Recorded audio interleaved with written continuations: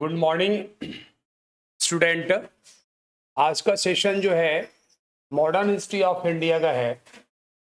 ये टॉपिक जो है सभी कॉम्पिटिटिव स्टूडेंट के लिए है, चाहे वो एसएससी का एग्ज़ाम दे रहा हो या पीसीएस का दे रहा हो या कोई और कॉम्पिटिटिव एग्ज़ाम का एग्ज़ाम दे रहा हो, या फिर जो बच्चे 12वीं पास किए हैं और जिनको कि सीयूटी का पेपर देना है, बीजेएमसी का पेपर देना है या और भी एंट्रेंस एग्जाम का पेपर देना है, उनके लिए भी यह टॉपिक जो है बहुत बहुत इम्पोर्टेंट है।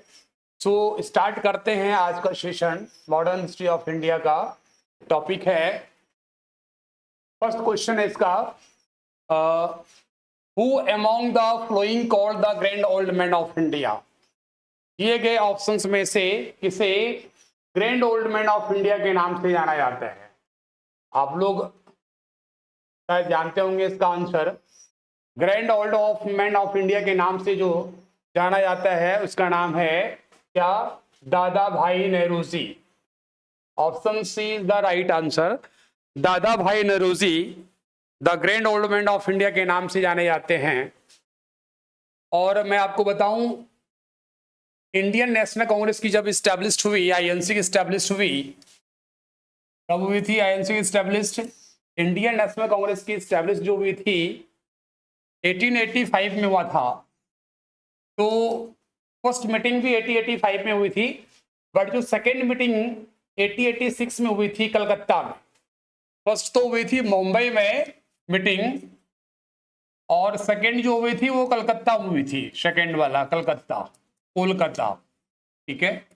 तो कलकत्ता सेशन में, कलकत्ता के कांग्रेस कॉन्फ्रेंस में, सेशन में, आईएनसी की सेकेंड मीटिंग में दादा भाई नेहरूजी जो थे वो चेयरमैन थे।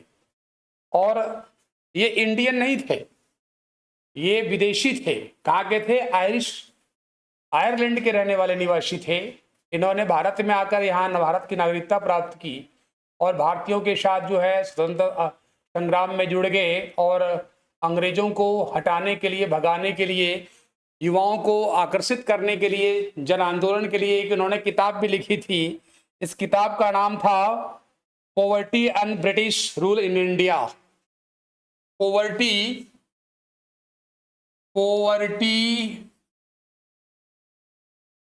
And British rule in India, ये इन्होंने किताब लिखा। और इन किताब का पब्लिश जो है 1901 AD में हुआ, 1901 ईस्वी में हुआ। इन्होंने इस किताब में सबसे पहले ट्रेन ऑफ वेल्थ नामक सिद्धांत को दिया।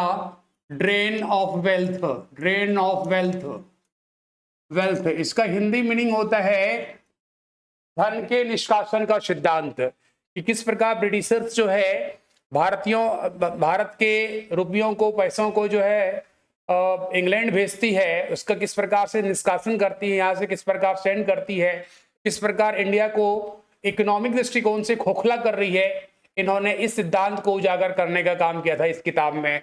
तो किताब का नाम क्या है? Poverty and un-British rule in India. और इन्होंने एक थ्योरी दिया, एक सिद्धांत दिया, उस सिद्धांत का नाम क्या है? Drain of wealth. तो यहां से क्वेश्चन, ये पहला वाला क्वेश्चन आप लोग को क्लियर हो गया होगा कि the grand old man of India दादा भाई नौरोजी के नाम से जाने जाते हैं, जो ब्रिटिशर्स नहीं थे, इंडियंस भी नहीं थे, आयरलैंड के थे, आयरिशमैन थे। इंडियन नेशनल कांग्रेस के सेकेंड मीटिंग कलकत्ता सेशन में इन्होंने चेयरमैनशिप की थी। न केवल कलकत्ता सेशन में बल्कि और भी सेशन में इन्होंने चेयरमैनशिप की इंडियन नेशनल कांग्रेस का। सबसे बड़ी बात यह मैंने बताया कि इन्होंने किताब लिखा था poverty and British rule in India. ये बुक जो है पब्लिश हुआ था 1901 में, और इन्होंने इस किताब में एक सिद्धांत दिया था ट्रेन ऑफ वेल्थ। याद रखिएगा, बहुत वेरी वेरी इंपॉर्टेंट है ये क्वेश्चन। सेकंड क्वेश्चन की तरफ चलते हैं हम लोग। सेकंड क्वेश्चन है, who is the founder of Brahmo Samaj in 1828? ब्रह्म समाज की स्थापना 1828 में किसने की थी? ब्रह्म समाज की स्थापना 1828 में स्वामी दयानंद सरस्वती ने किया था। सॉरी, हाँ गलत है, ये स्वामी दयानंद नहीं होगा। इसका राइट आंसर होगा, इसका राइट आंसर होगा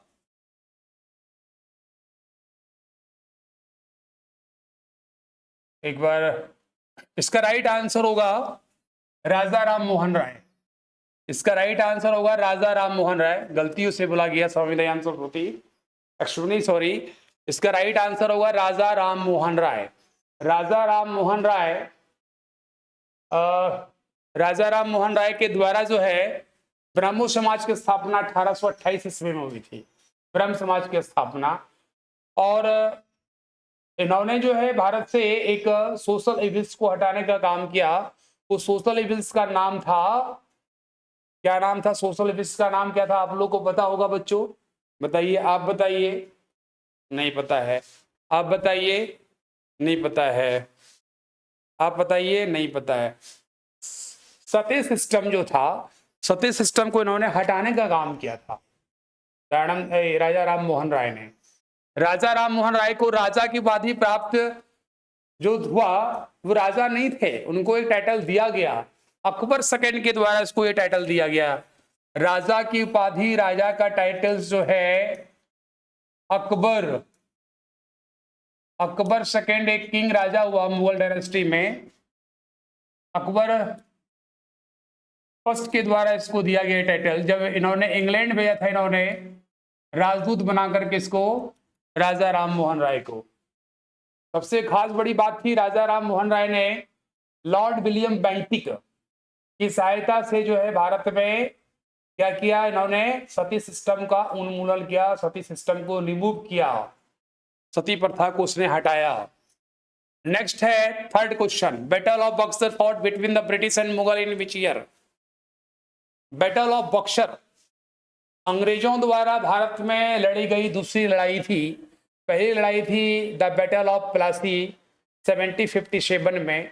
सेकेंड बैटल हुआ जो आमने सामने अंग्रेजों ने लड़ा, उसका नाम था बैटल ऑफ बक्सर 1764 ईस्वी में। 1764 में ये लास्ट लड़ाई थी।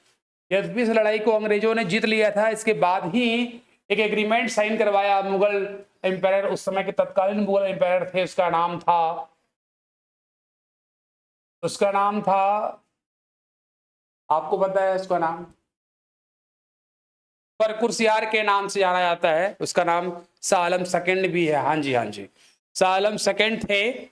तो इस लड़ाई में जो है अंग्रेजों की जीत हुई थी। और इसमें इस लड़ाई में तीन आर्मी लड़ रही थी। एक मुगल आर्मी थी, दूसरी थी अवध के नवाब की आर्मी थी, शाह शुजा की आर्मी थी, तीसरी थी बंगाल के नवाब मीर कासिम की आर्मी थी। तीनों आर्मी मिलकर जो है अंग्रेजों के खिलाफ लड़ी थी। बैटल ऑफ बक्सर, बक्सर जो है बिहार में एक प्लेस है, ऐतिहासिक प्लेस है बक्सर, वहां पे लड़ाई हुई थी 1764 में। इसका राइट आंसर क्या होगा? 1764। इस बैटल के बाद जो है अंग्रेजों ने शाह आलम सेकंड के साथ में 1765 में द एग्रीमेंट ऑफ इलाहाबाद कराया, और उसके अकॉर्डिंग जो है भारत में जो है लैंड लॉर्डशिप जो है प्राप्त कर लिया किसने? अंग्रेजों ने। कब से? 1765 से। यूं कहा जाए कि भारत में अंग्रेजों के जो शासनकाल था वो 1765 से लेकर 1947 तक था। नेक्स्ट क्वेश्चन की तरफ चलते हैं। नेक्स्ट क्वेश्चन है, governor general introduce the permanent revenue settlement in Bengal and Bihar 1793। आप लोग को बताना है ये क्वेश्चन वो कौन सा, इसमें दिया हुआ क्वेश्चन है कौन सा गवर्नर जनरल था जिन्होंने परमानेंट रेवेन्यू सेटलमेंट बंगाल और बिहार में 1793 में कराया था? नहीं, लॉर्ड डलहौजी नहीं होगा, गलत आंसर है। विलियम बेंटिंग भी नहीं होगा, क्योंकि विलियम बेंटिंग ने अभी बताया भारत के फर्स्ट गवर्नर थे, गवर्नर जनरल थे, इंडिया के first governor general. Charter act of 1833 के according Lord Dalhousie doctrine of lapses की पॉलिसी को इजाद किया रहा था इन्होंने। लॉर्ड वेलेस्ली सहायक नीति के सिद्धांत को इन्होंने गिराया था। इसका राइट आंसर होगा lord Cornwallis. Option C is the right answer.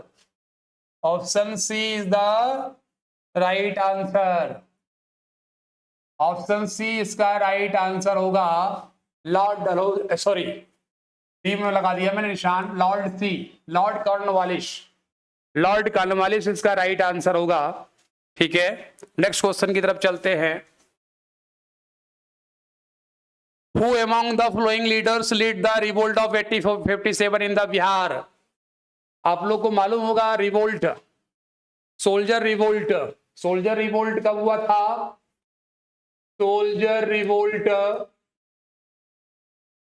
इसका एग्जैक्ट डेट है 10 मई 1857 से यह मेरठ से स्टार्ट हुआ था सोल्जर रिवोल्ट। हालांकि ये रिवोल्ट जो है, सोल्जर रिवोल्ट जो है सक्सेसफुल नहीं हो पाया। हम लोग कहूँ कि हार हुई, अंग्रेजों की इसमें जीत हुई, अंग्रेजों ने इस विद्रोह को, रिवोल्ट को दबा दिया। बट उसी में से अलग अलग प्लेसेस में ये रिवोल्ट हुई, दिल्ली से हुई, लखनऊ से हुई, कानपुर से हुई, फैजाबाद से हुई, इलाहाबाद से हुई, आपका क्या कहते हैं गोरखपुर से हुई। तो बिहार में भी इसका प्रभाव था। बिहार के ये आरा डिस्ट्रिक्ट में हुई थी, आरा में, आरा जिले में। तो अब है कि बिहार से इस रिवोल्ट को कौन लीड कर रहा था, क्या नाम था, वहां के लीडर के नाम पूछते हैं एग्जाम में, क्वेश्चन एग्जाम में आया हुआ है। उसके लीडर का नाम था कुंवर सिंह। बिहार में लीडर कौन थे जो लीड करते थे बिहार में? कुंवर सिंह, बाबू कुंवर सिंह पूरा नाम, जमींदार थे। ठीक है, आरा जिले में जमींदार थे, क्या नाम है इनका? बाबू कुंवर सिंह। समझ में आ गया आप लोग को? बाबू कुंवर सिंह, जब इनकी डेथ हुई, इनके भाई थे इसमें, इनका नाम था कुंवर सिंह के बाद इनका जो भाई था उनका नाम था अर्जुन सिंह। अर्जुन सिंह, दोनों भाई ने मिलकर जो है बिहार में इस रिवोल्ट को लीड किया था। नेक्स्ट क्वेश्चन है, मैच द फ्लोइंग है, मिलान करना है, इसको मिलाना है। एक तरफ जो है गवर्नर्स के नाम है, दूसरी तरफ इन्होंने क्या क्या, कौन कौन से एक्ट को किया था, इंडिया में प्रोड्यूस किया था, उसके नाम है, और किस किस एक्ट को लागू किया था उसके नाम है। जैसे लॉर्ड विलियम बेंटिक है, लॉर्ड डलहौजी है, लॉर्ड कर्जन है, लॉर्ड केनिंग है। सही आंसर बताइए आप लोग, ए होगा, बी होगा, सी होगा या डी होगा? इसका आप बताइए। नहीं, इसका सही आंसर है सी ऑप्शन, सी ऑप्शन इसका सही आंसर है। देख लेते हैं सी ऑप्शंस में क्या है। जैसे ए का होगा लॉर्ड विलियम बेंटिक का, first governor general of India, इसको मैच कर दीजिए यहां से। एक्ट का नाम अभी बताया था मैंने, चार्टर एक्ट ऑफ 1833 के जरिए ये भारत के प्रथम गवर्नर जनरल बने थे। एग्जाम में बड़ा क्वेश्चन है, पूछा जाता है कि किस एक्ट के अकॉर्डिंग जो है भारत का गवर्नर जनरल बना, फर्स्ट गवर्नर जनरल कौन? Lord William Bentinck. तो चार्टर एक्ट ऑफ 1833 के अकॉर्डिंग। उसके बाद बी का हो जाएगा lord Dalhousie, lord Dalhousie. B का 1 हो जाएगा widow remarriage act. Lord Dalhousie जब थे तब 1856 ईस्वी में, 1856 में इंडियन रिफॉर्मर्स थे, सोशल रिफॉर्मर्स इंडियन, उसका नाम था क्या बताइए? किस इंडियन सोशल रिफॉर्मर्स ने विडो रीमैरिज एक्ट को लागू करवाने में लॉर्ड डलहौजी का साथ दिया था? बताइए, सोच के बताइए। हमने कहा कि लॉर्ड डलहौजी ने 1856 में विडो रीमैरिज एक्ट को लागू करवाया, विधवा पुनर्विवाह। ठीक है, आप लोग नेक्स्ट क्लास में बताइएगा कि वो कौन सा सोशल रिफॉर्मर्स था इंडियन का जिन्होंने इस चीज को लागू करवाने में इसकी सहायता की थी। नेक्स्ट है लॉर्ड कर्जन।